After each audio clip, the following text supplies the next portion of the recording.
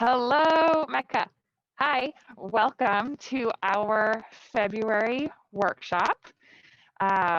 It's so great. I would say it's so great to see your faces, but right now I'm just seeing your photos. So it's lovely to see your photos. If you want to turn on your video, you're more than welcome to.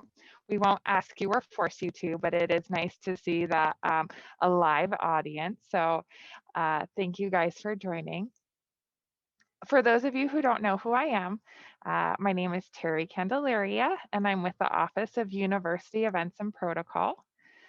My colleague, Brittany Sourjohn, is also in this meeting today, and she's co-hosting. She's managing the chat. So if you have any questions or comments or anything you want to put out there, feel free to put it in, and Brittany will respond, or we'll save your questions for later. There's a couple of housekeeping items just before we get started. The first one is that when you logged in, you should have heard that this webinar is being recorded. So just want to let you be aware of that. It will be posted on the University Events and Protocol website. So if you miss it, if you have to drop out early, or if you think this would be great for one of your colleagues to watch, you will be able to watch it later. The next thing that I would like you to know is that we have a new blog post on our website, and it touches on some New Year reminders about in-person events. Also, would like to highlight that Brittany and I are hosting weekly office hours to help you navigate the special event registry, COVID protocols, or to help you do virtual event brainstorming. If you have questions about how to plan your event, Brittany and I can help. We are happy to help you. We'll jump on Zoom and kind of hash out and help you just figure out any questions that you have, or help you plan the most safe in-person event possible. If you'd like to schedule time with Brittany or I, you can send us an email at mecca@asu.edu. And also, if you check out our blog post, you can read more information, and the contact information is there as well.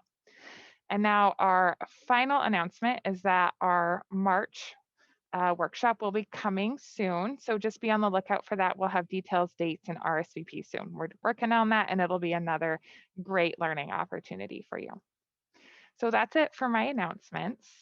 Now I would like to introduce our speaker for today.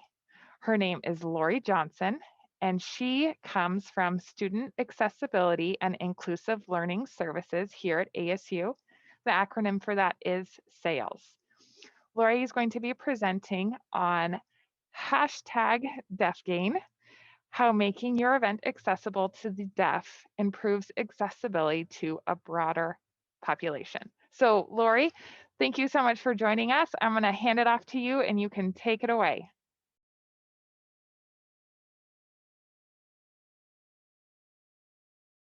But you are still muted, Lori. Okay, there. Let's see, share my screen. And let's see. All right. All right. First of all, good morning. And it's great to see so many of you. It is an honor to speak to a group that has such a big impact on making our students, our community feel included and have that ability to thrive. And so I'm happy to be here. I look forward to kind of an exchange of ideas.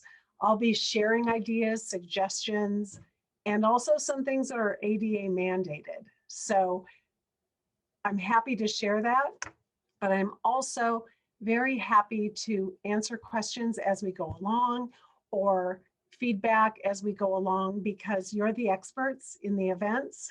I host a few events, but not on the scale you do. So I am happy to be here and work with each of you.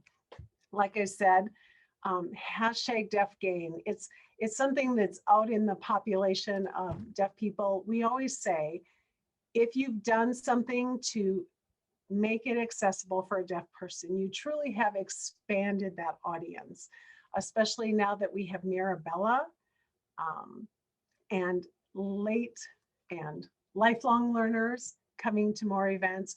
That's something to consider as we move forward. So let me see if I can get my mouse to work. I was telling them earlier, my mouse is misbehaving today. So like I said, anytime there's a question, feel free to shout it out or put it in the chat and have it shared. I'm happy to answer. So who am I? Lori Johnson has been at ASU for 25 years. The last 7, I've been the manager of deaf and hard of hearing services. So I'm kind of the contact for any captioning. We have the event caption now. And I just realized, are the captions turned on so they are seen on the screen? I realized I didn't look at that. So. Yes, they are. Okay, wonderful. From my view, I can't see any of that, but make sure that if you're going to have an event and you have someone who specifically asks for captioning, that you don't rely on the auto caption from Zoom. That's not an ADA accommodation. The DOJ has determined it's not. So you can certainly contact me and I will connect you with people who can provide this service. Interpreting. I was planning to have interpreters with us today, but Thursdays are busy days in the classroom and we had a lot of last minute requests, so we weren't able to accommodate in that way. But if you are having interpreters requested, make sure that you contact me and I will set you up with the various agencies and we'll make sure that we align that to what your need is for that event. And just a general resource. I'm happy to answer any questions about the deaf population. I'm a heritage signer. Both my parents are deaf. I've been signing my whole life. I've been in the community my whole life. So that's 58 plus years of time with this population. So I'm happy to talk about that at any time. And I'm also happy to connect you with our alternative format staff, the people who do captioning for our pre-recorded materials. Anything that you show that has been recorded and it doesn't have captions, you will be mandated to have captions if you're going to show it at an event. We can help with that or refer you out to how you can make sure you get those captioned. Or if you need a transcript for a visual learner, a visually impaired person, so that they can have it screen read, we can help you with that as well. So I'm happy to help with that. When we talk about the deaf population, we have a wide spectrum of people. And like I said, you have those who are born deaf, you have those who are later in life have become deaf or have lost some hearing. And so helping make sure that your events are accessible really does help them out as well, not just the deaf people who use sign language, as it were. Okay, let's see. On the ASU accessibility website, there is an event planning checklist. This checklist is more for on-site events, but some of these still do apply for any type of online Zoom event. And so the areas you would want to consider most would probably be, okay, do we have lighting that's good? A lot of times I go into a Zoom classroom for a minute and the professor is backlit. You want to make sure that the lighting comes from the front and the sides so that any regular shadows a face would have or those kind of things are still there, because that's part of the visual cues that a deaf person or a person who is really relying on the speaker and what's going on with the speaker to pick up any communication has that access. Wearing masks is an issue for this population. We do offer up clear masks, and I do have resources on my PowerPoints talking about clear masks and how that's useful if you absolutely have to wear a mask for a presentation. Also, the acoustics are important. You want to make sure that the room is mic'd appropriately and there are no dead zones. Check it out especially for having somebody captioning it. If there are dead zones, there will be times when the speakers may be moving around that they cannot be heard. And so then the captioning cannot happen at that time. So making sure that if you're wearing a mask, you're speaking clearly, all these kind of things are things to consider before you even choose a venue. Okay, we picked this site. Is it something that can be lit well? Is it something that has good acoustics and has miking that we need for our attendees? Okay, also on this checklist, this, like I said, is an on-site checklist, but assistive listening devices, making sure that the person who is speaking, presenting is mic'd appropriately. They're wearing the mic in the right place. I've had cart providers say they hear a lot of swishing because the presenter put the mic on their belt or something. So making sure that your tech team makes sure the sound is correct. Captioning, making sure it is ADA approved captioning if someone has requested captioning. Large print, those are things that are important for those with a visual impairment. And along with that, if you're going to be showing pictures or things that are very visual, making sure you have a video description of those items so that your visually impaired attendees have the same experience. If you have an on-site event, and you're going to reserve spaces for a deaf audience, make sure you have signage like this. I have seen where people take the ear with the crossed out ear. That's a little more offensive. It's a focus on what they don't have. And this population doesn't focus on the fact that they cannot hear. They focus more on their abilities. And so if you're going to have interpreters at an on-site event, this signage is more appropriate. I've also in this slide given a video description of the actual sign. So that's just an example of it. Having that descriptor alongside any picture is very useful, especially if you want to consider having somebody who attends who can read the visual description to your blind attendee.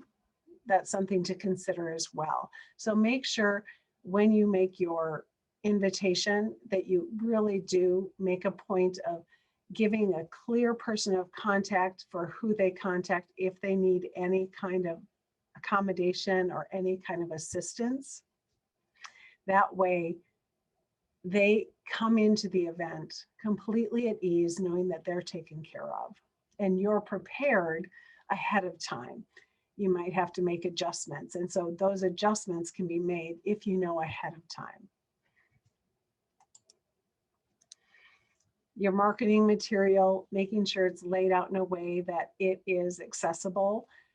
The Ally tool, I don't know if any of you have used that, but that does a really good job of kind of pointing out areas where things are not accessible. So it's something to consider using when you are making it.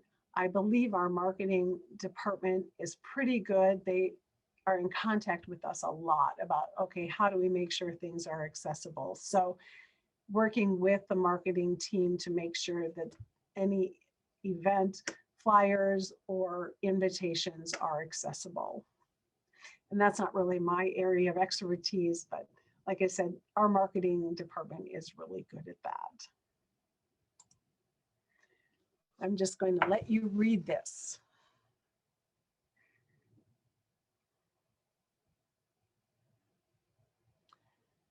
And then if anyone has any visual loss, I will read it. Consider this. Deaf people requesting captions is equivalent to hearing people requesting audio. Imagine being denied access to audio every time, everywhere, and every day. If every event you went to, you walked in and it was completely muted, what would you have to do? You'd have to find the right person who could turn up the volume, make sure the speakers were working. And if every attendee had to do that, that would be quite a task. And we probably would never have events. So it's one of those things to consider. If you have your event captioned from the get-go, the deaf person does not have to go around and try to find the person who is going to have to turn on the captions. Or if you don't have a captioner or you don't have that ability, then they're just without any information. That's why I always say I fight very hard to have all of my providers in place from the very first day of class, because otherwise a student walks into class, they're not getting any of the information. There's no point to be there. And the point of you running an event is you want attendees. You want people there. Make sure that the barriers to the information, to the socialization, to whatever you're offering are removed. And so making sure things are captioned, making sure that if an interpreter has been requested, there are interpreters there and they're placed in a way on a Zoom session where you can see them. We'll talk more about that later, but it's just an important thing to consider.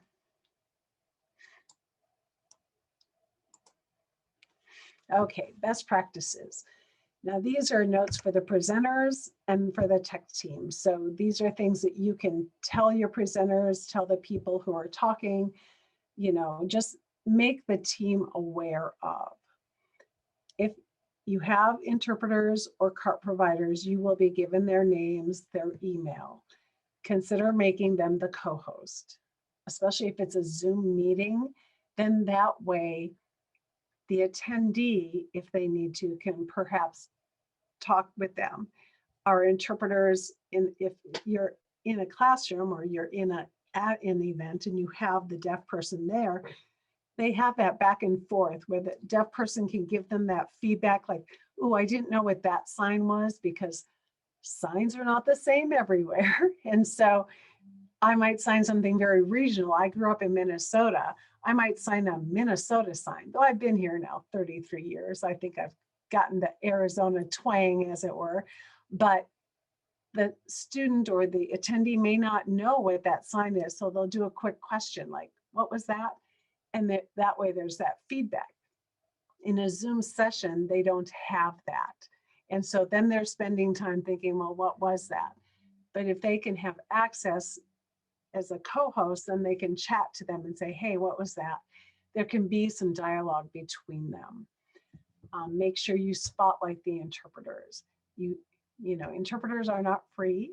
And so if you're spending the money to have an interpreter on your session, you want to make sure they're spotlighted. If you're doing a webinar, you would have them as a panelist. And then that way, spotlight them and make sure that they're always visible on the screen for the viewers.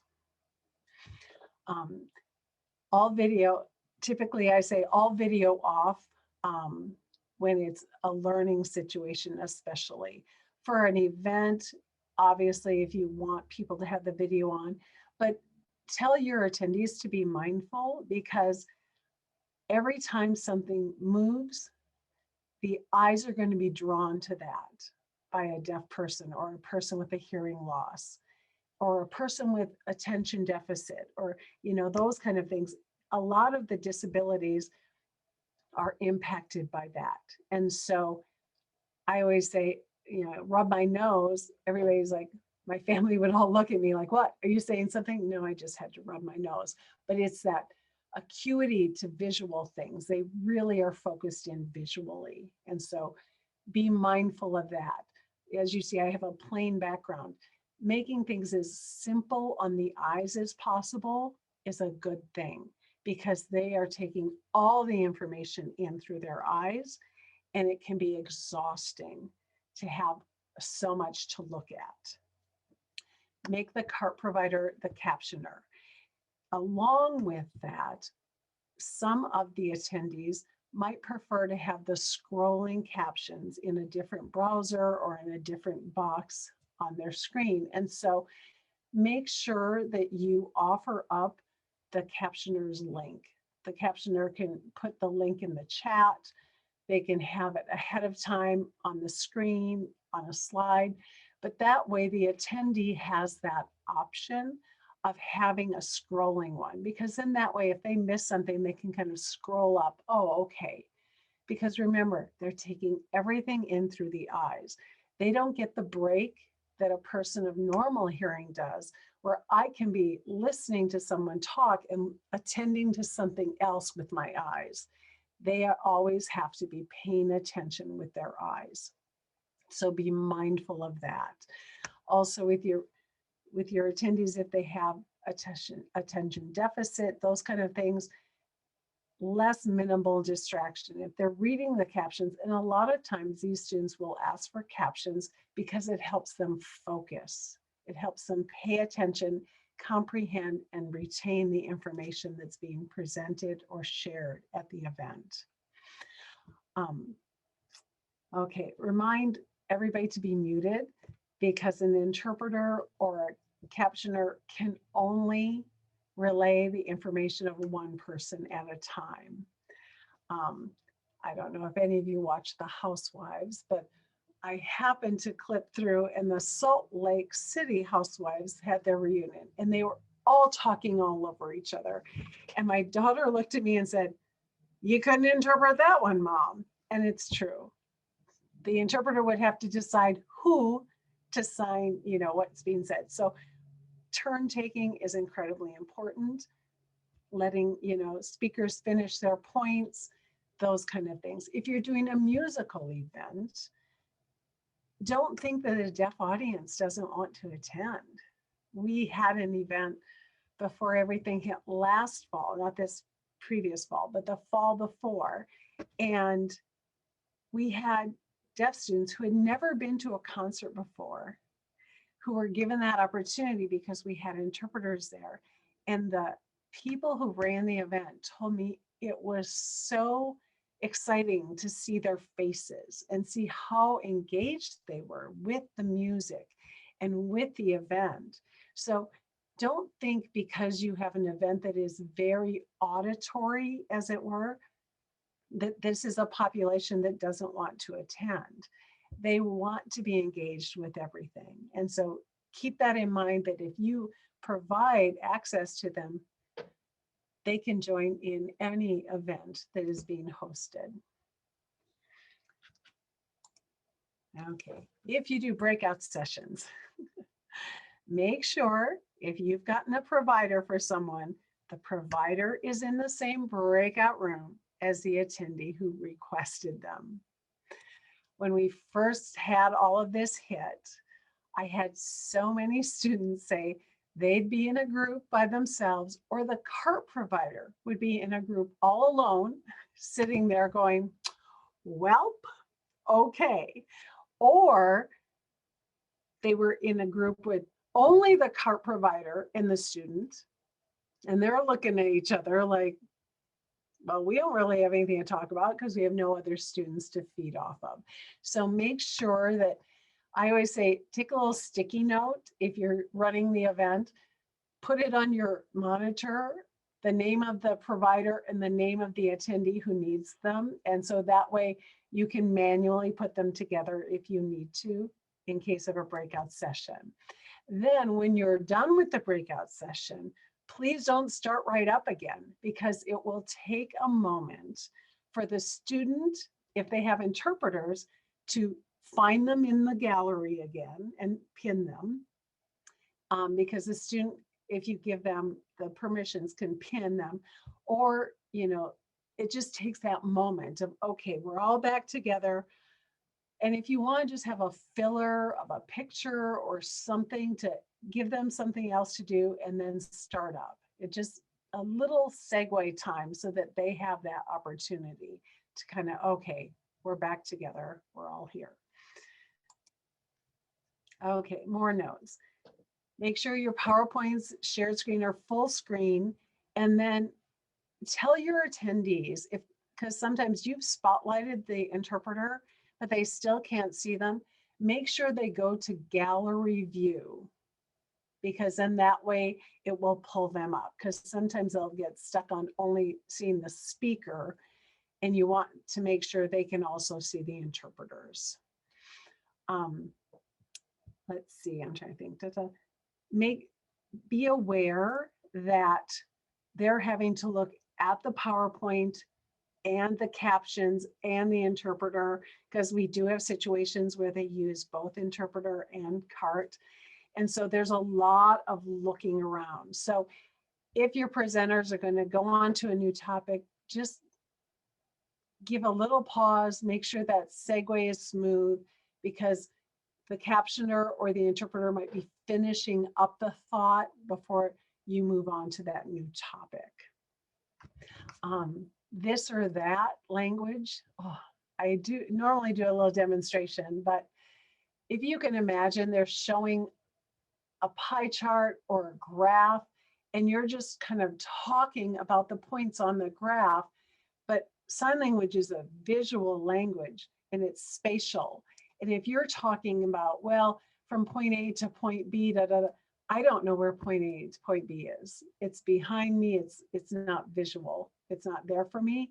So what I often will say is, if you can say the blue line that starts in the upper left corner, so then I can make that line. I can put it where it needs to be, and the student doesn't have to be searching all over the graph and now missing whatever is being said by the interpreter, or looking at the captions and then looking up and going, those don't correlate. So the removal of this or that language as much as possible, actually describing what you're pointing to, describing, the graph or the picture or whatever you have on the screen.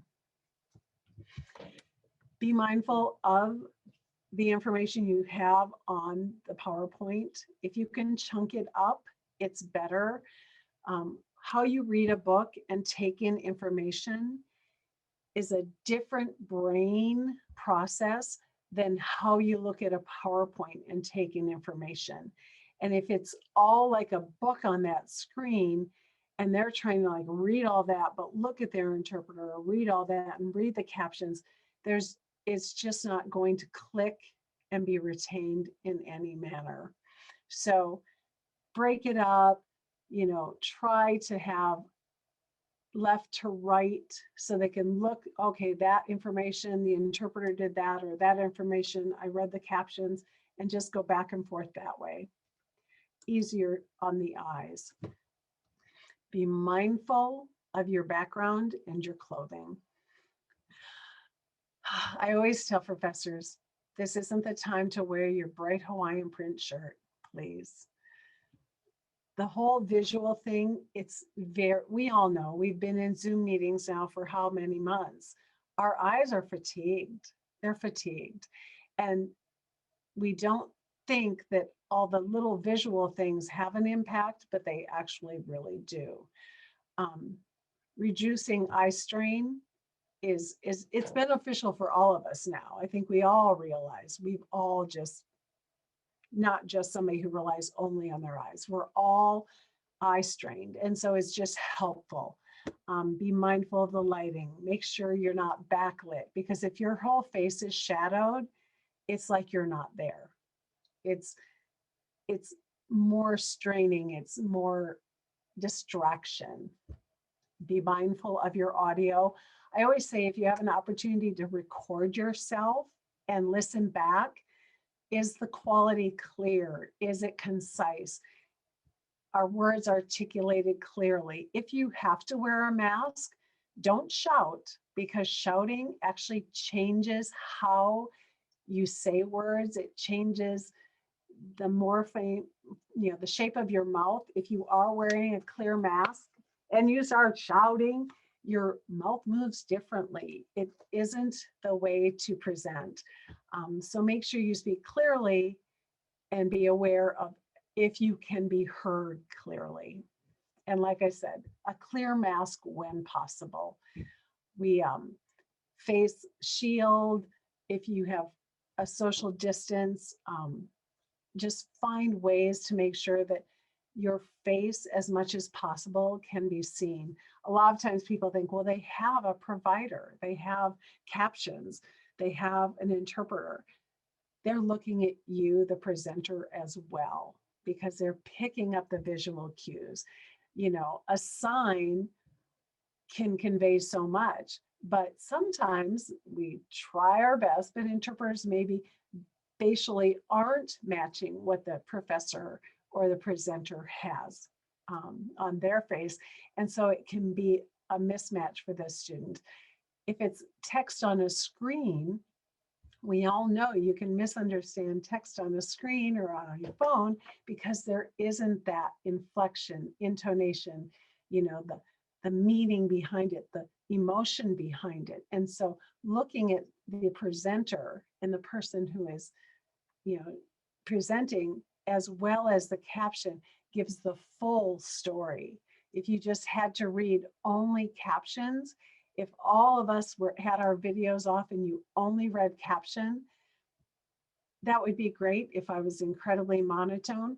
But what if I'm really jazzing it up, but it's just words on a screen and you don't know that? You don't know if the speaker is animated or let's be honest, you're sharing a dull moment with everybody else because the speaker's dull. You don't know if you can't also look at the speaker's face. Okay, pre-recorded materials. If you're going to show a film clip, a video clip, anything that's been pre-recorded, it has to be captioned. No ifs, ands, or buts. If it isn't captioned, don't show it. I'm putting it out there. ADA mandation, you must have it captioned.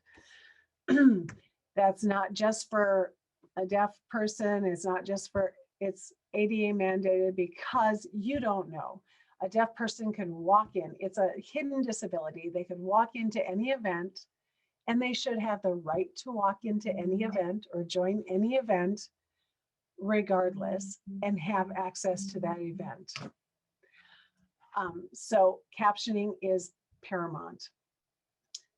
You can talk to our office. If it's something, a short video clip or something, we can try to help out or we can refer you out. We send a lot of stuff to Rev. You might want to check if your department has a Rev account. Talk to your IT people, but make sure it's captioned. And then make sure you turn on the captioning. A lot of times it is a captioned video and nobody turns on the captions. So make sure from the beginning it's turned on, because we all hate when everybody has to stop and then they have to rewind it and then they start it up again and now the volume is messed up. So test that beforehand. The captions are on, the audio is at the right level, and then you're good. And if you do need our office to do it, be aware, a 1-hour video can take upwards of 3 hours to caption if we can do it in-house. If we have to send it out, it's a 48-hour turnaround time often. So really plan ahead with that. Make sure your presenters know, plan ahead. Make sure your presenters know that ASU requires that our materials be captioned if they are a pre-recorded video. We're the largest university in the country. There's no reason we aren't complying with ADA law on that. Be inclusive when asking questions. If you ask questions, pause. Give the accommodation time to catch up, interpreting or cart captions. Give it time to have that question put out there. If you have audience members or participants who are asking questions, repeat the question before answering it. Oftentimes you bring in an expert. I always say, it's like they have a Rolodex in their head. A person starts asking a question, they've heard this question 20 times before, they know the answer before the question's done, and boom, they shoot the answer out, boom, boom. However, the interpreter maybe couldn't hear the question, was still interpreting what you were saying before the question. The question comes, they can barely hear it. Then you say the answer. And so now this jumbled mess of partial question, partial answer is out there for the attendee. The attendees are not the experts. They don't have that Rolodex or cloud, as it were. We're in a different age. They don't have all of that. And so by repeating the question, now everyone's on the same page and then answering it. It helps everybody. Hashtag deaf game. Everybody in attendance got the question, got the answer, feels satisfied. If an interpreter starts speaking during an event, sometimes it's jarring because you'll have an attendee who is a male and you have an interpreter who is female. That's the typical scenario. Most of our interpreters are female. It's still that scenario. And so this female interpreter starts speaking and the speaker or the panelist or whoever is in charge looks over and thinks that the interpreter is speaking. They don't click, oh, this gentleman up here is speaking. And so make sure you tell them if this interpreter starts speaking, they might be asking a question for themselves, like, oh, slow down or something. But 9 times out of 10, they are speaking for this person in attendance. And so look to the attendant, don't look to the interpreter, because that's the person who is actually speaking to you. Try to have that eye contact with the deaf person. It's natural to look to the person who you hear speaking, but it is respectful and appropriate and really showing yourself as deaf friendly to be looking at the deaf attendee who is actually asking the question. That way they have that connection with you. And then you answer looking at them. They'll look over to the interpreter, but they'll keep you in their line of sight. Okay, well, I've kind of given you a quick synopsis of what is normally a much longer presentation to our professors about the deaf and hard of hearing population. But like I say, this applies to so many other disabilities, so many different other just people like who have some hearing loss, people who have some attention issues, people who have vision issues, just making sure that everything is set in place before your event starts makes it so that they can come and just attend it like everyone else. They don't have to do extra to be there. I am happy to be a resource for any of our agencies or services. I have it listed here. If your department is going to do a direct, hire, that's fine. You can go through here. If it is an event that is open to the student population and it is something that they don't have to pay for, they don't have to make a reservation for, please contact us. It would be more our responsibility to make it accessible because it is something that a student would have access to. If it is a private community-only event, I would refer you out and you would be billed. But like I said, I have relationships with all of these vendors and I would be happy to connect you and make sure that you get the right person for the event. If you have a science event, I know which interpreters are stronger in the sciences, and that's an important thing. I always say alkene, alkane, alkyne. If you're saying those in your presentation, you want to make sure they're said the right way and not printed the wrong way in CART or signed the wrong way in sign. So you want to have people who know the general area, and I'm happy to connect you with that. Also, to make a custom request for services that, like I said, it would be through us at SAILS, it would be a student or even a public event where students are also welcome. you can certainly contact us and we can differentiate. Okay, is this something we would cover? If not, I would still get you connections with the appropriate services and then, have them bill you. Arizona Commission for the Deaf and Hard of Hearing, they can help supply you with clear masks. Wouldn't it be awesome if attendees showed up and if it had to be a masked event, that all of your panelists were wearing clear masks?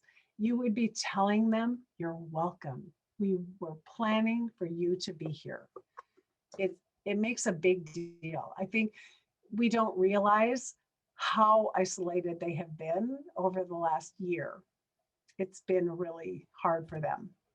The National Deaf Center has workshops and trainings on making events, deaf friendly, making things appropriate for a large audience, because it's not just deaf. You have deaf blind, deaf with other disabilities, late deafened, hard of hearing. You have a whole spectrum, and they have great resources. Deaf friendly. I had Melissa Greenlee come, and she was at the Tempe Mission Palms. And so the Tempe Mission Palms Hotel is a deaf-friendly hotel. So if you're hosting an event there and you think you might have deaf or hard of hearing attendees, they have gone through the training and they have staff who know ASL. I can't tout them enough because I had a conference there. We've had the state deaf conference there, and then Deaf Women United had their conference there 2 years ago. They are deaf friendly. They are very open to making sure they're accessible to all. And so if you are doing an off-campus event, I would highly recommend them because they have gone through the deaf friendly training. Mask resources, like I said, ACDHH, Arizona Commission for Deaf and Hard of Hearing, has masks. And if you talk to them, there was a wait list. Things have slowed down now. They probably could get you masks quickly. If you need just a few masks really quickly, I do have some in the Tempe office. I'm happy to provide a few if you need some at a last minute. Face shields with a hood. The face shields alone, I know the provost office said would not be acceptable, but there is a company that makes it with like a built-in gator hood. And I do have professors at ASU West who are using those. Be aware, there's glare. And so that impacts the lighting of your event. You want to make sure that the glare isn't making it so you can't see their faces either. There's a professor gave me this Etsy shop one. And then locally, Let's Smile Masks is a local deaf family that is making masks, which are the regular cloth mask with a clear insert. And I always say support local. And if you can support a deaf family as well, they're $10 each. You have choices of colors. I wouldn't go too wild on the colors, but to each their own, but they also are something to consider. Okay, I have spoken your ears off literally, so I'm going to stop sharing my screen so that I can see all of your faces again. Hopefully I can hear. Okay. As I said, my mouse is not behaving. Okay. But I'm happy to answer any questions. I'm happy to just talk to you about anything because I'm a talker. So get me going and I will go. So I'll be moderating the Q&A. If you have any questions, feel free. You can raise your hand in your participant window. You can chat your question. Here to help. We've got one question that was submitted through the RSVP, and that's actually from Tanya Gray. Her question is, in what circumstances would an ASL interpreter on video for the entire event be more appropriate or necessary than a live closed caption stenographer? Okay. I would say, and this probably isn't the answer you want to hear, but I would have both. because with the captioning, they're getting verbatim, and sometimes depending upon the event, if it's something, let's say, a speaker in the sciences or something where vocabulary and the jargon is important, it's nice for them to be able to look at the interpreter, but then that jargon comes up and they can look at and they can make sure they get the right spelling of it so that they can incorporate that into their vocabulary, into their discourse. And so it's nice to have that both. But that being said, just providing captions isn't always the answer, because a lot of times the attendee takes in their information through sign, and that's where they feel most natural, that's where they're naturally getting the language. If it's an event that's more cultural, they may want the interpreter because then they feel like they're getting that full cultural experience. So I would say, people aren't going to want to hear this. I would say always have a captioner at events. I feel like every event should always have a captioner, because then anybody who walks in, like I said, we have Mirabella now. We're going to have older, I'm in that age group, older people coming to events who are going to want to sit down. Oh, it's captioned. I don't have to worry if I missed what they said because I can see it right there. It's we're all going to get older and we're all going to rely more on the captioning. I turn the captioning on the TV all the time, and I don't even realize that I do that quick glance over to make sure I heard that right. And if it's wrong, if it's a horrible auto-generated one, then all I can do is think, oh, that word was wrong. And now I fixate on that and I've missed, the next 5 minutes of the talk, because, that's upsetting too. So being aware of those things, but always trying to provide a captioner. And then if somebody requests interpreting, I would love it if every time President Crow talked, we had an interpreter there just to say, hey, people, you're welcome here. We have deaf faculty and staff. And I think we overlook that oftentimes. So it's just being welcoming, being, as open as we can, being inclusive. Can I unmute? I'm sorry. Can I just respond to that? First of all, I just want to say a huge thank you, Lori, because I really appreciate, and I will be very upfront. Lori reached out when we did our Sparky's pep rally, and I know there's a community, and I appreciate you letting us know, keeping us accountable, and making sure we are doing what we can to make sure we keep that inclusive community. So thank you for this, and thank you for this information. And I don't even know if this is solicit some discussion, but what would your suggestion be also to, like, I know we have a comments question sometime on our registration, but should we have any more language on those registrations so that we are getting the information ahead of time as much as early as possible so that we are accommodating for any needs? Yeah, definitely have on there. ADA accommodations will be provided upon request. Saying something as simple as that, then they can tell you what they need. I just remembered something I forgot. If you have an event with security, please brief your security team. Brief the security team, because oftentimes after the fact, they'll get feedback. So brief your security team ahead of time.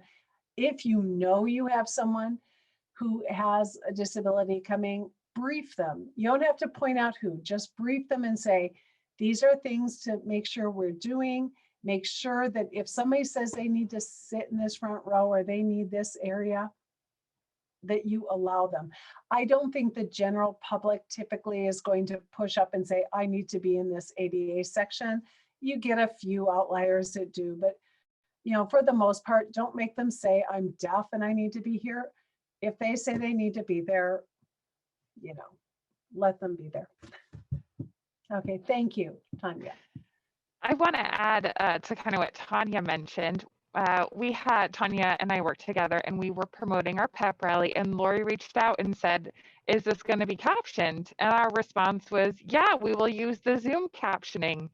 And Lori educated us on why that wasn't an appropriate accommodation. And so that kind of leads to the next question that was submitted by Carol in the chat. She says, is Zoom or a third-party closed captioning service providing the live captioning for this meeting? So Lori, could you kind of go into a little bit more comparison of Zoom captioning versus a CART captioner and maybe tell us who's providing the services for today? Yes, we are very happy that Amanda is working with us today. She is from Equal Access Services, and they are in the PowerPoint slide. You can contact them. Dave is here as well.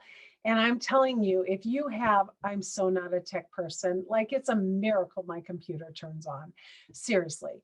But if you have a question during your captioning process or beforehand, Dave is your go-to person.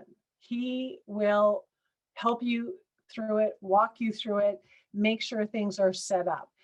Having the auto captions, especially I had during the inauguration, one of our students, I'm advisor for the Deaf Devils at ASU. One of our students shared the screen that she saw on the auto captions. And I don't know if you heard the beautiful poem by Amanda. It was horrendously captioned through auto captions. I won't say what it said. It wasn't appropriate for children. Let's just say that. So she posted that on our Facebook page. And I thought, you know, it just kind of ruined that moment for her of this beautiful poem being kind of destroyed in an auto caption. If you have an event that has a lot of jargon, a lot of terminology, names of people who are not Joe Smith or Lori Johnson, something easy, you can give that to them ahead of time to make sure it's spelled correctly. If you don't want an event to have the main topic be misspelled over and over throughout the event, those kind of things are important. And we're ASU. I feel we need to be the gold standard. And so our ADA compliance needs to be at the premium. And so I just feel I push the live captioning services because we have quality behind it. Like I said, Dave will offer up tech support. You just can't get that through Zoom. I mean, at this point, and this is very disturbing to me, when we record an event and I've gotten a captioner for it, the captioner's recorded captions don't stay with the Zoom recording. Zoom then switches it over to their auto captioned. And so I have to go in and edit those before the professor can post them. So we're working with Zoom on that because that's a problem, obviously. So those kind of things, but having that live captioner there, the student can interact with them, ask them questions, say, oh, I prefer, it's just that courtesy of making sure it feels like it's actually for the person using it, not just, oh, we turned on the auto captions. Sorry, it's not accurate. I think if we all just had to rely on auto captions, you quit paying attention. You kind of tune out, and it's not what we want. So I don't know if that was what you wanted, but I go off on these little soapboxes. Sorry. That was great. Do we have any other questions? Feel free to chat or raise your hand in the participant window. Otherwise, give you another second.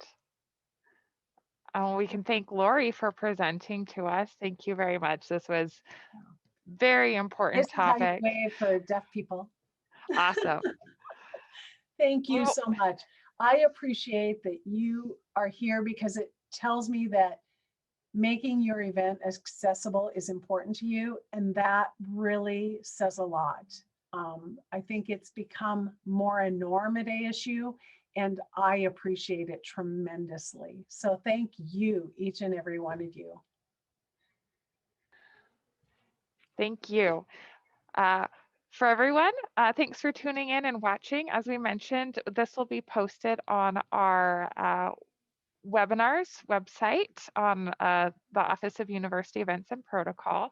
And I'm actually going to circle with Lori and ask her how to edit those captions so that when we post this, we'll have correct captions, and that's going to be a learning experience for me.